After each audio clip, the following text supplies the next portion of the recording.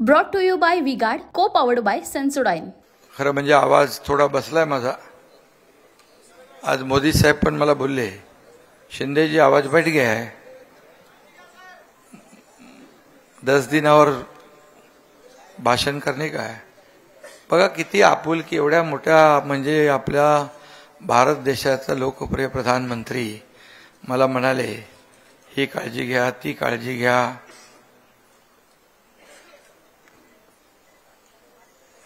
काय आपण म्हणतो ते गार्गल करा आणि जागरण कमी करा, मला तो प्रॉब्लेम आहे. जागरण आणि या भाषणाचा बोलता संबंध आहे. म्हणालो ठीक आहे, आता थोडे दिवस आहेत, त्याच्यामध्ये आपल्याला प्रचार करायचा आहे, आपले सर्व लोक निवडून आणायचे. देखिए उनका काम है अफवाह से गर्मी बढ़ाना और हमारा काम है माहौल को ठंडा रखना. हमारा नेता कैसा हो जो माहौल को रखे ठंडा वैसा हो. अब की बात वी-गार्ड एयर कूलर का चमत्कार. म्हणजे सांगण्याचं तात्पर्य एवढं की या देशाचे प्रधानमंत्री एकीकडे जेव्हा पाकिस्तानमध्ये घुस के मारेंगे, बालाकोटचा सर्जिकल स्ट्राईक करणारे कठोर प्रधानमंत्री, देशाच्या सुरक्षेची कुठे तडजोड नाही, एक रूप त्यांचं पाहायला मिळतं आणि एक रूप त्यांचं हे दुसरं. जिव्हाळा, प्रेम, आपुलकी, आपलेपण असा प्रधानमंत्री आपल्याला कधी लाभला होता? माझ्या आयुष्यामध्ये असा प्रधानमंत्री मी कधी नाही पाहिला, कधी पाहिला नाही.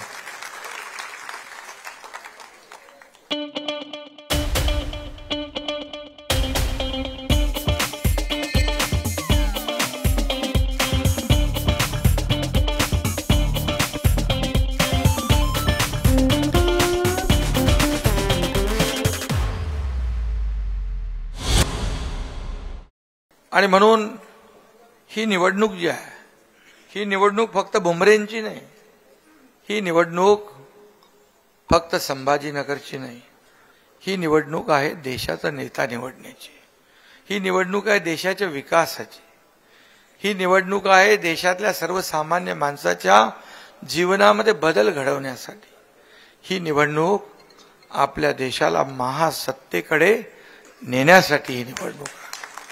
कधी आपण पाहिलं होतं की आपला भारताचा प्रधानमंत्री जातो जगभरामध्ये आणि तिथून आपल्याला असं ऐकायला मिळतं, बघायला मिळतं की भारताचा उदो झालाय? कधी पाहिलं होतं? पण मोदीजी आल्यानंतर आपण पाहतोय इकडे तर तुम्ही मोदी मोदी करतातच, पण परदेशात पण मोदी मोदी करतात लोक. बघितलं ना आपण? हे त्यांचं वैशिष्ट्य आहे. झिंझिण्यांपासून त्वरित आराम मिळवा सेन्सोडाइन रॅपिड रिलीफ बरोबर. जगभरात सगळ्यात लोकप्रियतेमध्ये नंबर 1 लाभलेला प्रधानमंत्री आपल्या भारत देशाचा आहे. हे आपल्याला सगळ्यांना अभिमानास्पद आहे. दावोसमध्ये मी गेलो तेव्हा मला अनेक प्रधानमंत्री, राष्ट्राध्यक्ष भेटले, मंत्री भेटले. मोदीजींच्या बद्दल एवढं आदराने त्यांनी वक्तव्य केलं की मला म्हणाले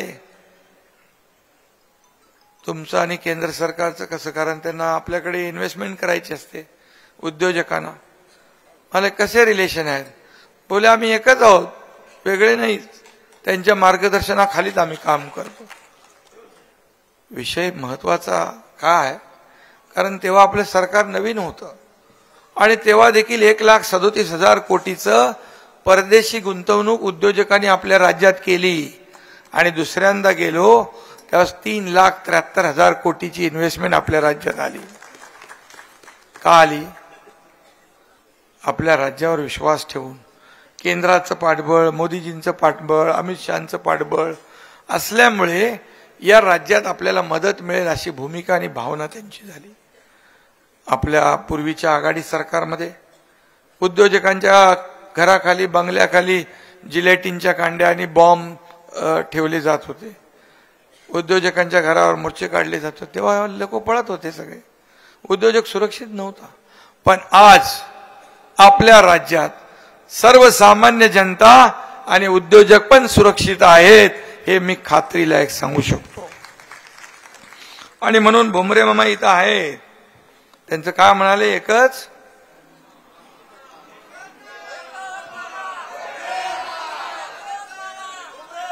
म्हणाले मी काही जास्ती बोलत नाही पण चौकारांनी षटकार मारले त्यांनी. आणि भुमरे मामा हा शब्दाला पक्का आहे बघा. मी त्यांना अनुभवलंय. माझ्या घरी आले म्हणाले आपल्याला साहेब काय ते निर्णय घ्यायला पाहिजे. बोला अरे आपण जर सगळं चाललंय, सरकार आहे सगळं, तसं मला त्यांच्या मनात काय ते बघायचं होतं ना. म्हणाले नाही आपल्याला हे करायचं. मी म्हणालो मग आपल्याला शिवसेना वाचवायची आहे, शिवसैनिकाचं खच्चीकरण थांबवायचं आहे. आपल्याला जे काही सुरू आहे, बाळासाहेबांच्या विचारांची तडजोड झाली. बाळासाहेब काँग्रेसला नेहमी म्हणायचे माझी काँग्रेस होऊ देणार नाही. ते काँग्रेस बरोबर सरकार केलं. सावरकरांचा अपमान होतोय, सगळं चालू आहे. आणि मग कसं काय आपलं पुढे कसं निवडणूक लढवणार आपण? पैसे नाही म्हणजे विकास निधी नाही, कोण पुसत नाही, कोण विचारत नाही, कोण भेटत नाही. बोले तुमचं काम मत आहे. बोले तुम्ही सांगाल तसं करू. बघा मला त्या वाटलं काय भुमरे मामा असंच काहीतरी आपले जसे इतर लोक काही लोक माहिती काढायला आले होते. भुमरे मामा साधा माणूस आहे तसा. पण भुमरे मामांनी जी भूमिका पहिल्या दिवशी घेतली ती शेवटपर्यंत अगदी ती कायम त्यांनी ठेवली. आणि म्हणून भुमरे मामांनी आता खासदार म्हणा त्यांना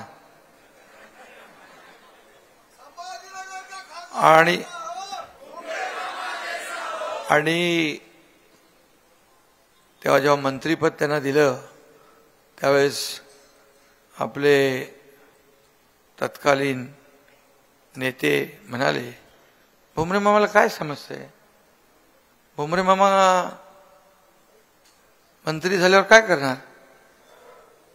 मी बोललो भुमरे मामा सगळं काय काय तुमच्याकडे बाजार समित्यापासून सगळं आहे, ग्रामपंचायती आहे, सगळं आहे. किती वेळा निवडून आले? 5 वेळा माणूस निवडून आलाय.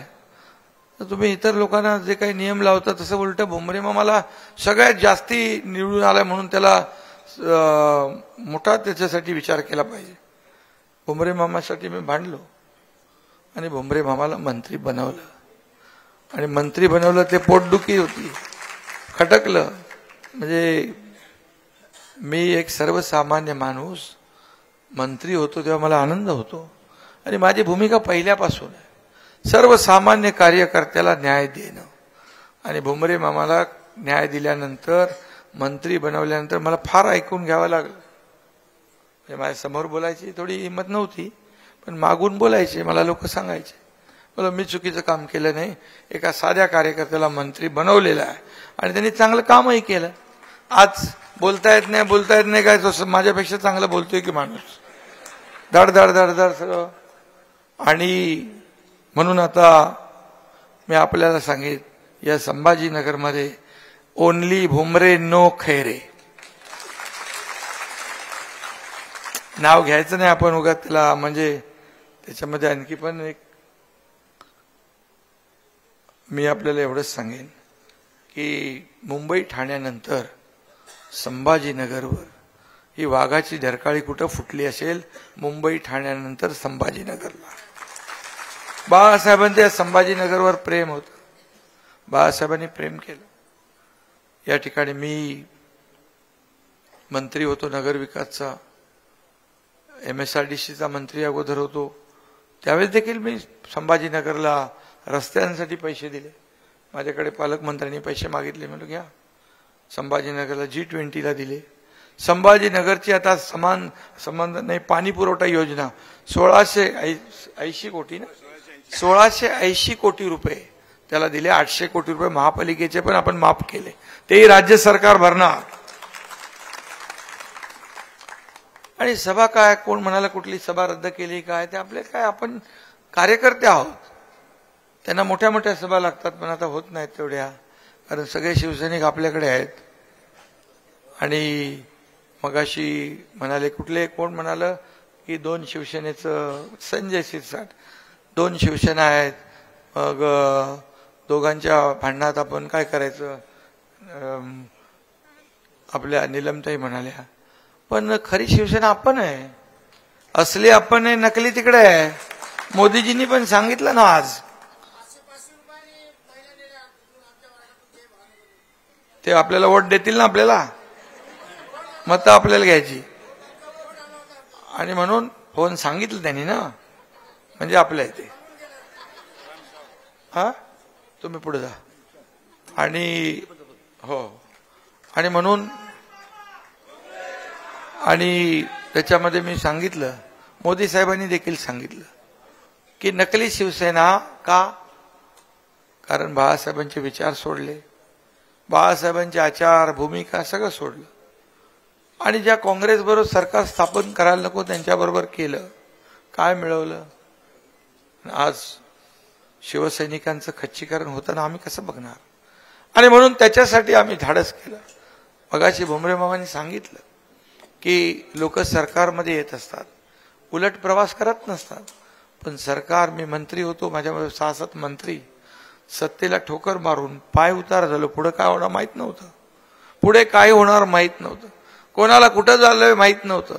हा विश्वास या लोकांनी मला दाखवला, कारण मी त्यांच्या सुखदुःखामध्ये धावून जात होतो. अडचणीत आला तिथं उभं राहणं आपलं काम आहे.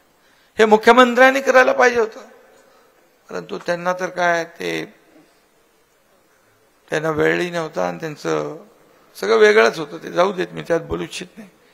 परंतु हे जे झालं ते अतिशय उत्तम झालं. गेल्या वेळेस थोडी इथं गडबड झाली, छत्रपती संभाजी, आणि हे मी त्या दिवशी आलो होतो, कधी रे आपल्या राजी, त्या दिवशी आलो, त्याच दिवशी कोर्टाचा निकाल लागला ना,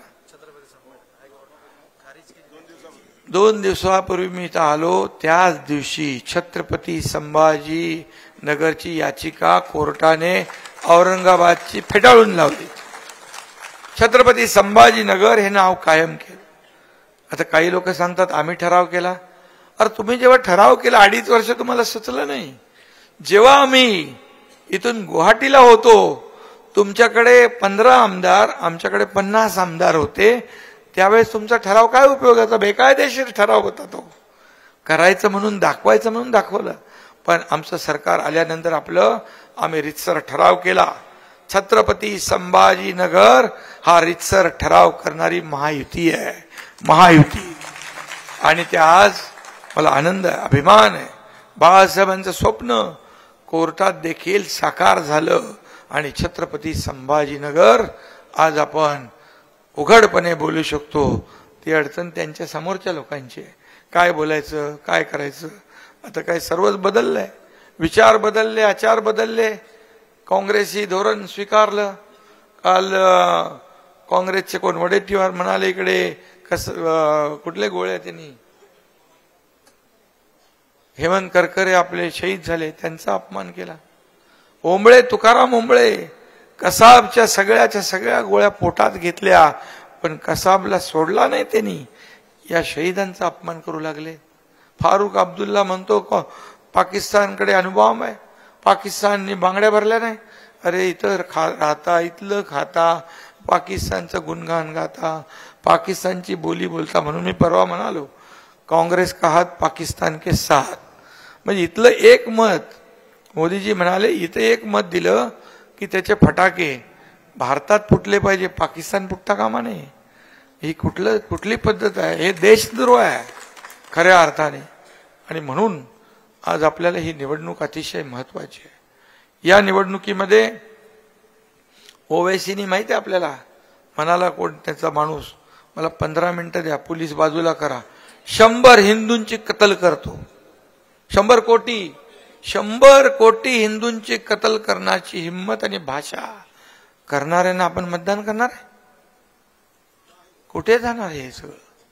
आणि म्हणून आपल्याला आदरणीय मोदी साहेबांना प्रधानमंत्री बनवायचं आहे. आपलं एकच लक्ष आहे. आणि मला वाटतं छत्रपती संभाजीनगर मागच्या वेळेस झालेली चूक पुन्हा करणार नाही. कारण छत्रपती संभाजीनगर आणि बाळासाहेब आणि आता महायुती आणि धनुष्यबाणाचं तर नातं किती वर्षाचं पुराण आहे. आणि म्हणून आपला उमेदवार काय म्हणाला, त्यांनी जेवढ्या निवडणुका लढवल्या धनुष्यबाणावर निवडणूक लढवल्या. आताची निवडणूक पण धनुष्यबाणावर निवडणूक लढवत आहेत. आणि समोरचा माणूस कुठली निवडणूक, कुठलं चिन्ह आहे त्यांचं?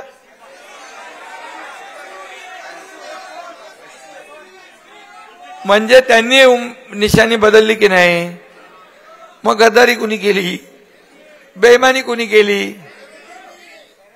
माहित नाही कोण आहे तो खैरुद्दीन.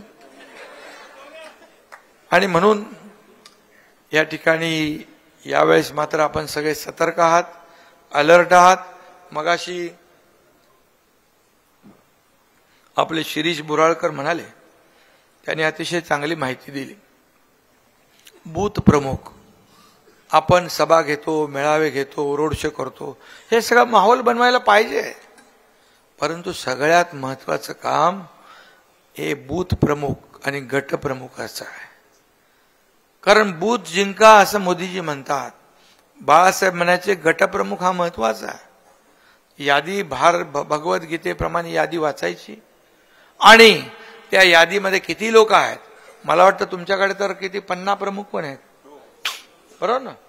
वॉरियर, सुपर वॉरियर सगळं आहे. आणि आमच्याकडे बूथ प्रमुख, गट प्रमुख, राष्ट्रवादीकडे गट प्रमुख सगळे आहेत, मनसेकडे, इतर आपले जे काही मित्रपक्ष सगळ्यांकडे. किती मोठी ताकद आहे आपल्याकडे. आणि म्हणून या बूथ प्रमुखांनी अतिशय त्यांचा रोल महत्वाचा आहे. आणि म्हणून ही जी आजची बैठक आहे ही बूथ प्रमुखांची आहे. आणि म्हणून या बूथ प्रमुखांच्या बैठकीमध्ये मी मुद्दाम आलो. याचं कारण या भुमरेंना किंबहुना आपल्या उमेदवारांना निवडून देणारे हे तुम्ही आहात. बूथ प्रमुख, गट प्रमुख, सर्व जे काय आपले लोक आहेत ते. आज मोदीजी सांगत होते, मोदीजी म्हणाले आपलं मतदान वाढवलं पाहिजे. त्यांनी जाहीर पण सांगितलं, मेरा एक काम करोगे, घर घर जाओगे, मेरा नमस्कार कहोगे और जहां जहां लोग बाहर गए हैं उनको भी लाओगे, तो सावित्री तर लावोगे. तुम्ही तर तयारी केलेलीच आहे. 5 मताचा अनुभव तुम्हाला आहेच. मी देखील आनंद परांजपेच्या वेळेस हे केलं होतं. अशी म्हणजे लोकसभेमध्ये कोणी करत नाही 5 मतं, 10 मतं, 15 मतं, पण 1 मत देखील महत्वाचं असतं.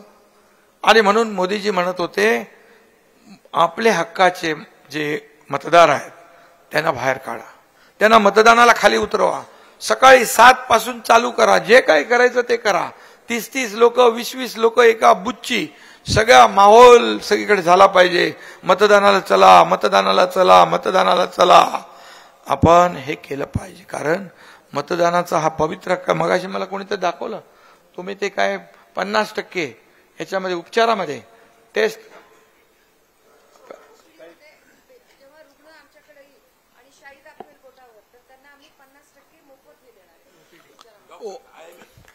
इंडियन मेडिकल असोसिएशन चांगलं एक आपलं जनजागृतीसाठी चांगलं अभियान सुरू केलंय. मतदान करून या, शाही दाखवा, 50% सवलत. मला वाटतं आपण असं आवाहन आपल्या लोकांना केलं पाहिजे, ज्या इतर संस्था आहेत. कारण शेवटी हा लोकशाहीमध्ये मतदानाचा हा पवित्र हक्क आहे आपला आणि हा बजावलाच पाहिजे.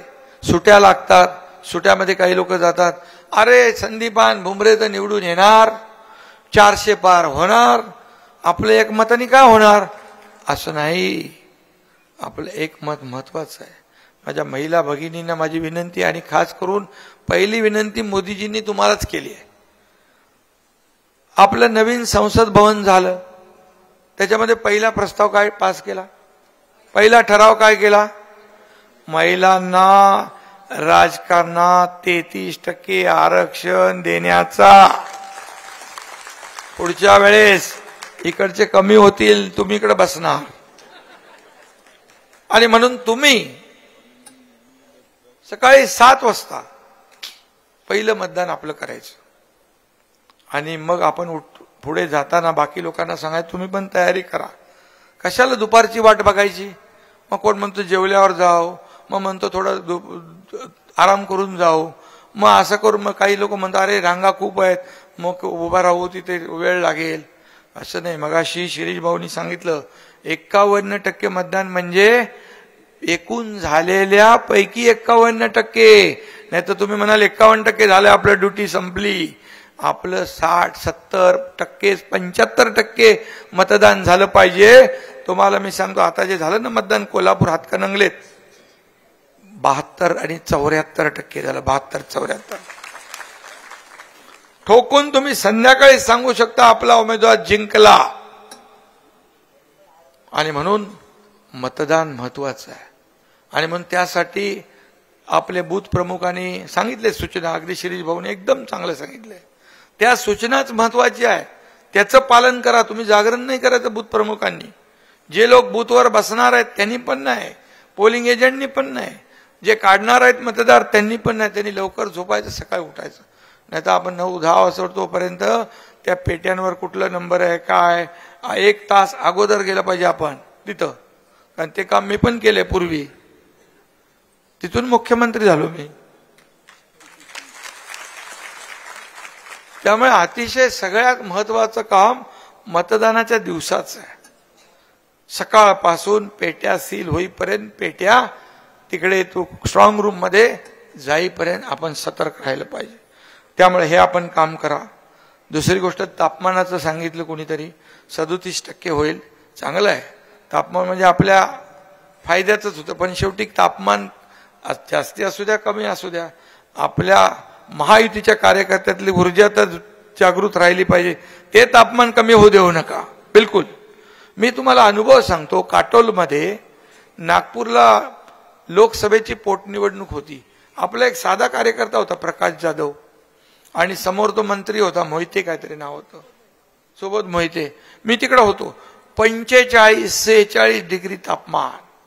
वर सूर्य आग ओकतो, खाली डांबर वितळते. अशामध्ये आम्ही निवडणूक ती लढवली.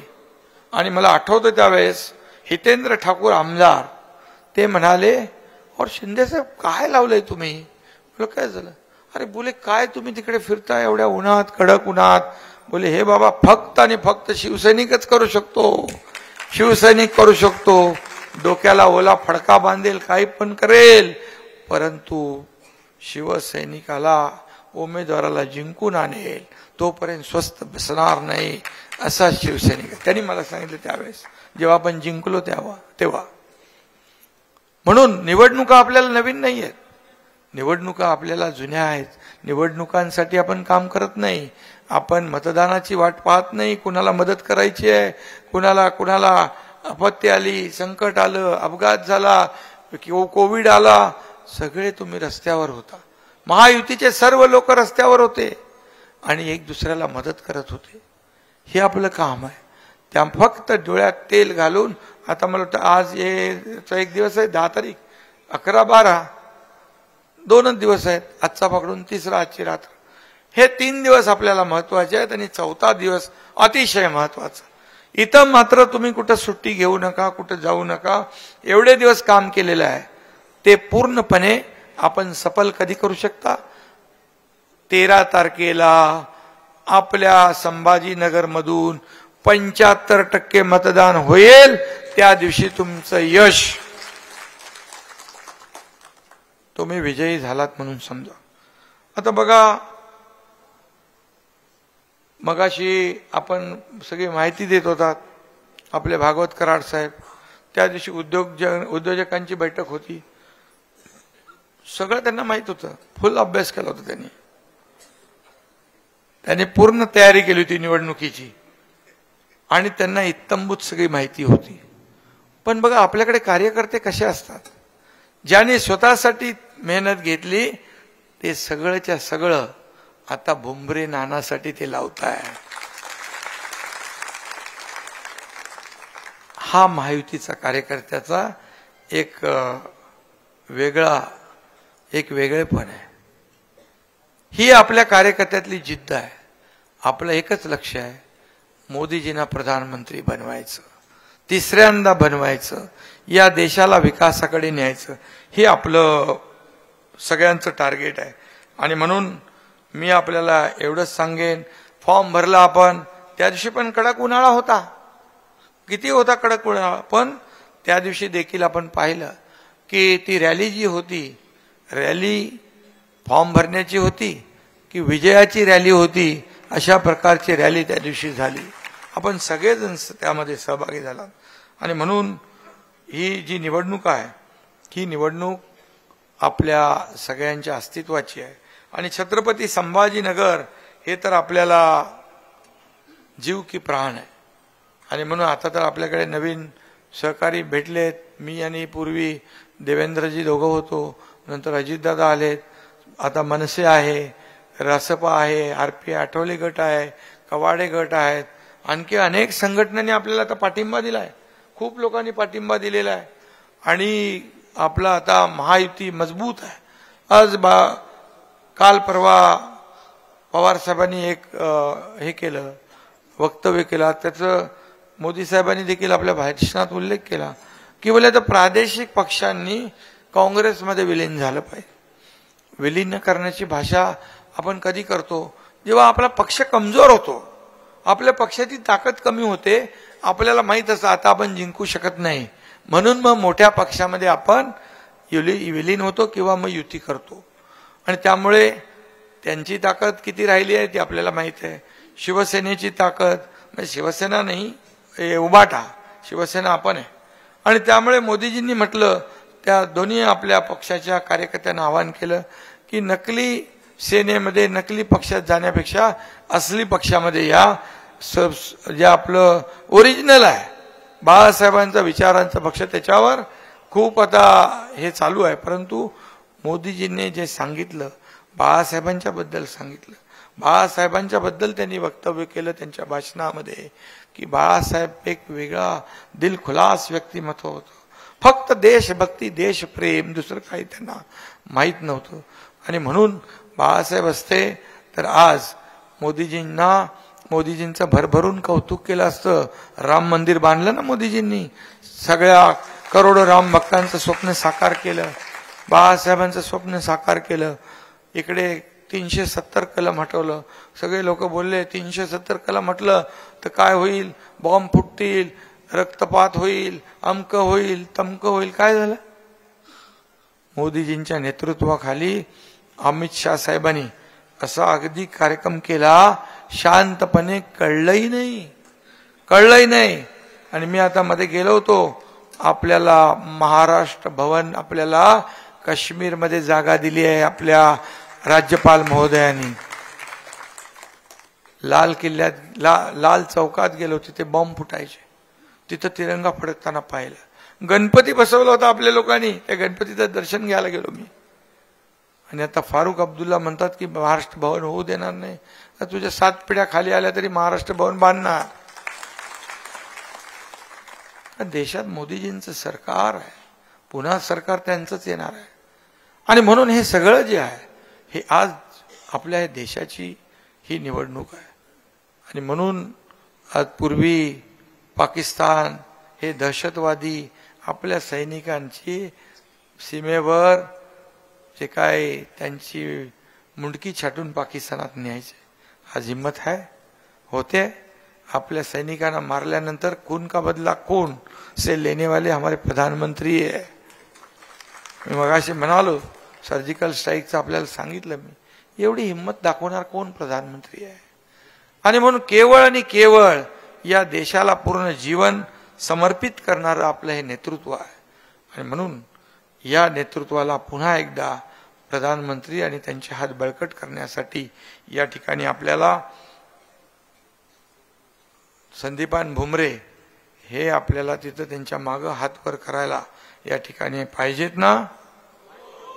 आता एकच मामा काय म्हणता, भुमरे मामा.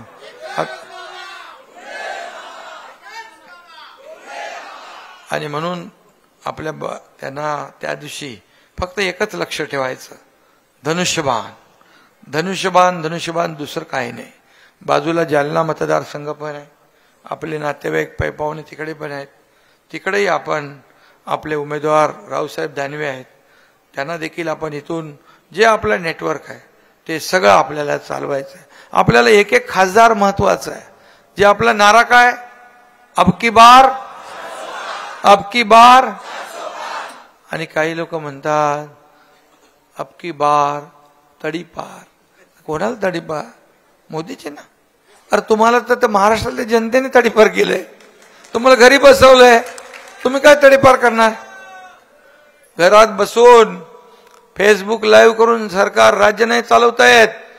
24/7 रस्त्यावर उतरून शेताच्या बांधावर शेतावर जावं लागतंय, लोकांशी संवाद साधावा लागतोय. आपत्ती आली, महापूर आला तर फिरावं लागतंय. कोविडमध्ये घरा बसून असं बसून चालत नाही. हा एकनाथ शिंदे पीपी किट घालून रस्त्यावर आणि हॉस्पिटलमध्ये फिरत होता.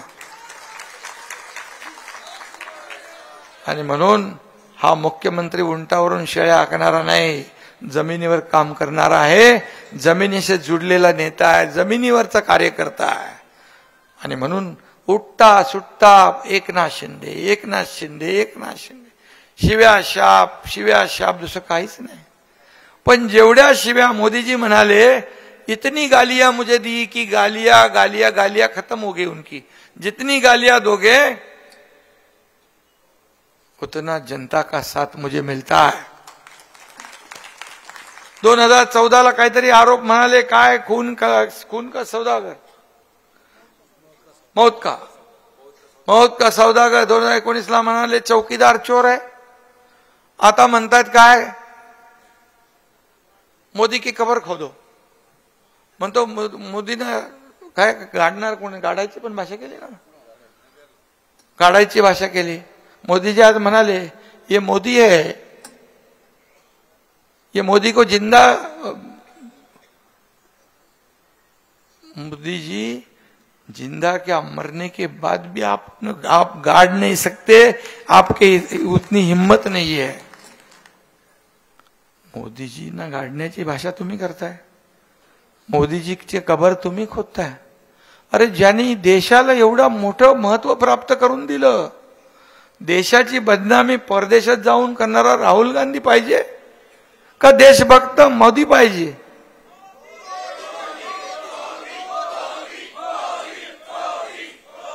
आणि म्हणून एकीकडे देशभक्ती आहे आणि दुसरीकडे आपल्या देशाची बदनामी करणारे देशद्रोही आहे, जे काँग्रेसची भाषा, पाकिस्तानची भाषा, काँग्रेसची नाही पाकिस्तानची भाषा बोलू लागले. आणि म्हणून मोदी है तो सगळं होतंय. तर मोदी काय बघत नाही तिकडे, जाऊ दे बोलतात. एकदा फक्त एक नजर फिरवली अशी तर काय होईल, काय होईल सांगा बरं? Surgical strike. अरे तुमची मर्यादा किती, बोलता किती, कुणाला तरी विशिष्ट लोकांना खुश करायचं, हे मोदीजींच्या विरुद्ध बोलणारे आहे, कडक आहेत, हे आहे. ताकद किती आहे तुमच्या मनगटामध्ये? त्याला ताकद लागते. हिंदुत्व सोडलं, गर्व से कहो हम हिंदू आहे बोलू शकता? हिंदू हृदय सम्राट बाळासाहेब ठाकरे बोलू शकता? परवा भाषण ऐकलं ना तुम्ही, सुरुवातीला काय म्हणायचे ते बोलले का?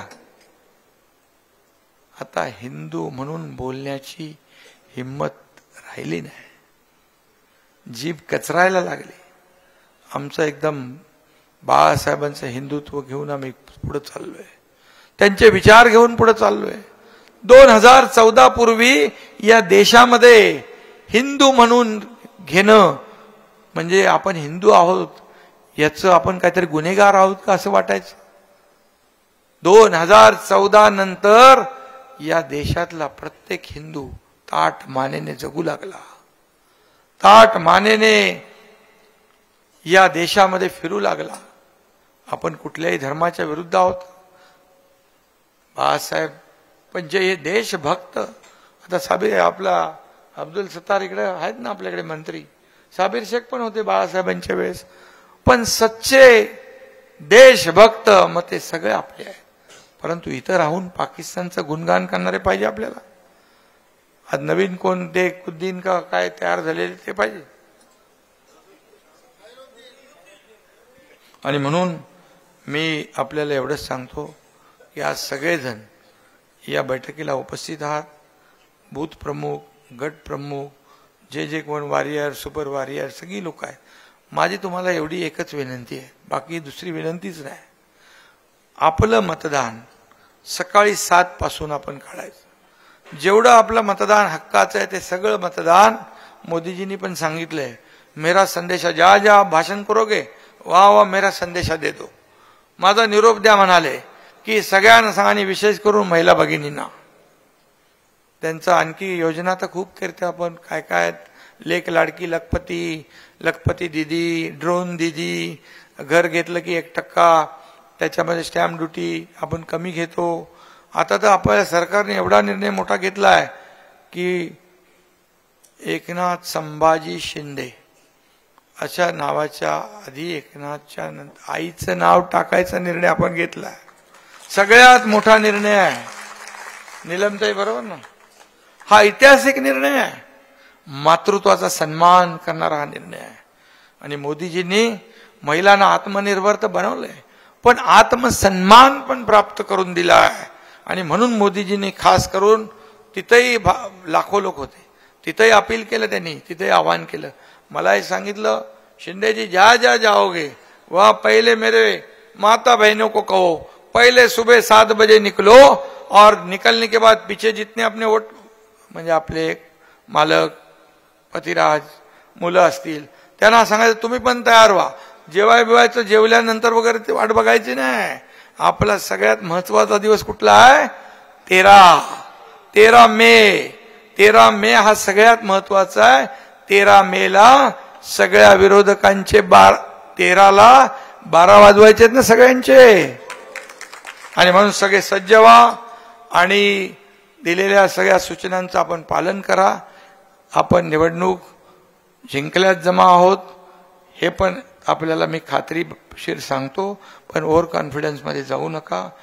आत्मविश्वास पाहिजे, पण अति आत्मविश्वास नको. मी आपल्याला खात्रीपणे सांगतो, कारण मी मुख्यमंत्री आहे. महाराष्ट्रातली इत्तंभूत माहिती माझ्याकडे येते. माझ्याकडे सगळ्या इंटेलिजन्स, पोलीस, सगळ्या प्रकारच्या यंत्रणा आहेत. आणि तुम्हाला मी सांगतो की या प्रत्येक मतदारसंघामध्ये कुठल्या पॉकेटमध्ये आपण कुठे आहोत, कुठल्या पॉकेटमध्ये कोण काम करतोय, कोण जादा करतोय, कोण कमी करतोय, कोण काम दुसऱ्याच करतोय, या सगळ्याचा अहवाल माझ्याकडे येतो. आणि मी तुम्हाला सांगतो, पहिला टप्पा, दुसरा टप्पा, तिसरा टप्पा झालेला. या तिन्ही टप्प्यात महायुती सगळ्यात आघाडीवर आहे. आता हे सगळं जे काय परसेप्शन पसरवत आहेत ही लोक जी आहेत हे खुसूर करणारे महाविकास आघाडीचे लोक आहेत. इकडे महायुतीचा उमेदवार मागे आहे, तिकडे टफ आहे, तिकडे आमकं आहे. अरे 4 जूनला बघा ना, तुमचा सुपडा साफ झालेला दिसेल तुम्हाला. टफने सपाचट तुम्ही व्हाल, कारण काम केले आपण 2 वर्ष. या सरकारने 2 वर्ष घेतलेले निर्णय फक्त लोकांना सांगा. तुम्ही 10 वर्षात मोदीजींनी घेतलेले निर्णय लोकांना सांगा. तुम्ही 10 वर्षामध्ये 50-60 वर्षात जे केलं नाही ते 10 वर्षात मोदीजींनी करून दाखवलंय. आणि का मग तुम्हाला एवढी भीती आहे, एवढं तुम्हाला कॉन्फिडन्स आहे जिंकण्याचा, मग तुम्ही का नवीन टू मानताय? तुम्हाला माहित आहे हे 2 वर्षात केलेलं काम यांनी मजबूत केलेलं आहे. शासन आपल्या दारीपासून सगळं, कारण लोक या कामाची पोचपावती देतील हे त्यांना माहित आहे. म्हणून दलित वस्त्यांमध्ये, बाबासाहेबांच्या वस्त्यांमध्ये संविधान बदलणार हा खोटा अपप्रचार सुरू केलाय त्यांनी. आपण सांगितलं पाहिजे बाबासाहेबांचा पराभव कोणी केला? बाबासाहेबांनी निवडणुकीत कोणी पाडलं? काँग्रेसनी. बाबासाहेबांचा अपमान वारंवार कोणी केला? काँग्रेसनी केला. संविधान दिनाची कधी आठवण आली 50-60 वर्षात काँग्रेसला? मोदीजींनी 2015 पासून संविधान दिन साजरा सुरू केला. बाबासाहेबांच्या राहत्या घराचा लंडनचं राहतं घर, आपण लंडनचं राहतं घर बाबासाहेबांचं मोदीजींनी घेतलं, तिथं स्मारक केलं बाबासाहेबांचं. दिल्लीतलं वास्तव्य स्मारक केलं. मुंबईमध्ये इंदू मिलमध्ये आपण भव्य दिव्य असं जगाला हेवा वाटावा असं स्मारक आपण करतोय. आणि म्हणून या भूलथापांना लोकांना बळी पडता कामा नये. म्हणून आरपीआयचे पण लोक इकडे आहेत. आपण पण वस्त्यांमध्ये हे सांगितलं पाहिजे की बाबा हे भूलथापा आहेत. कारण बाबासाहेब स्वतःच म्हणायचे हे काँग्रेस हे जळकं घर आहे, या घरापासून सावध राहा, लांब राहा. याची आठवण आपण करून द्यायची आहे. कारण आपला दलित समाज साधा बोळा आहे. आणि म्हणून ह्या अफवा कंड्या पिकवण्याचं काम करतात, त्यांना बिलकुल आपण जागच्या जागेवर उत्तर दिलं पाहिजे. आणि म्हणून मी आपल्याला पुन्हा विनंती करतो की 13 तारखेला 7 वाजता आपण उठून संदीपान भुमरे आपले महायुतीचे उमेदवार आहेत. त्यांची निशाणी काय? धनुष्यबाणाला मत म्हणजे रामाला पण आहे. आपली पार्टी काय? मुंह में राम बगल में छुरी वाले कोण आहेत? जो राम का नाही वो त्याला घरी बसवायचं आहे. आणि म्हणून भुमरेंना मत म्हणजे मोदीजींना मत, धनुष्यबाणाला मत म्हणजे मोदीजींना मत. त्यामुळे महायुतीला मत म्हणजे मोदीजींना मत, एवढंच लक्षात ठेवा. आणि आपण मतदान काढा, बस मतदान करा आणि आपल्या हक्काचे मतदान केंद्रापर्यंत आणून त्यांचं मतदान करून घ्या. मग आपण संध्याकाळी सांगू की आपण किती मताच्या लीडने जिंकलो. धन्यवाद. जय हिंद, जय Maharashtra. Brought to you by V-Guard, co-powered by Sensodyne.